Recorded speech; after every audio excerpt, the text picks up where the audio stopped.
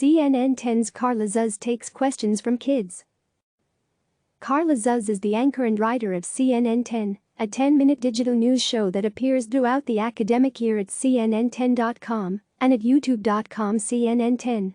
When he's not explaining global events, Carl enjoys a good workout, a good steak and a good Bogart movie. Before the pandemic, I thought that the best compliment my show received was, "Thanks to your program, my student can converse about current events at the dinner table."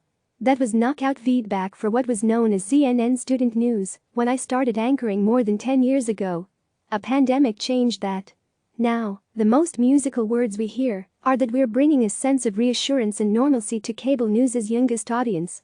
It sounds a lot more muted, but its significance is amplified by what school systems have had to endure in the semester that no one saw coming.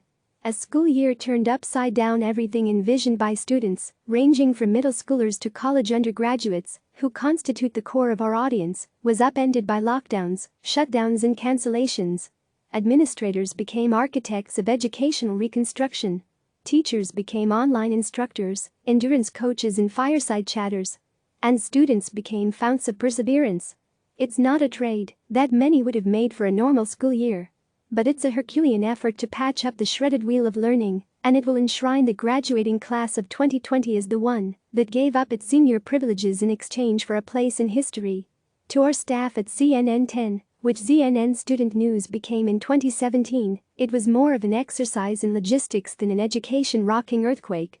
Producing CNN 10 from home for the past 3 months, we've been working through the challenges of producing our 10-minute show from different locations. Our background looks a lot more like my bookshelf than our CNN Center studio. Our producers have had to reconfigure their workflow to accommodate less powerful and more buggy hardware, and our ability to personally interact with our multi-million member audience in real life has evaporated. But the first week we were sent home, we started getting feedback that made it worthwhile. Our social and email channels lit up with teachers saying they were grateful we were still producing the show and that they loved the fact that I was anchoring from home.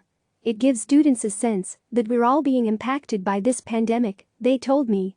It makes the program feel warmer to them as they sit on the couch watching the show that I'm sitting on the couch anchoring.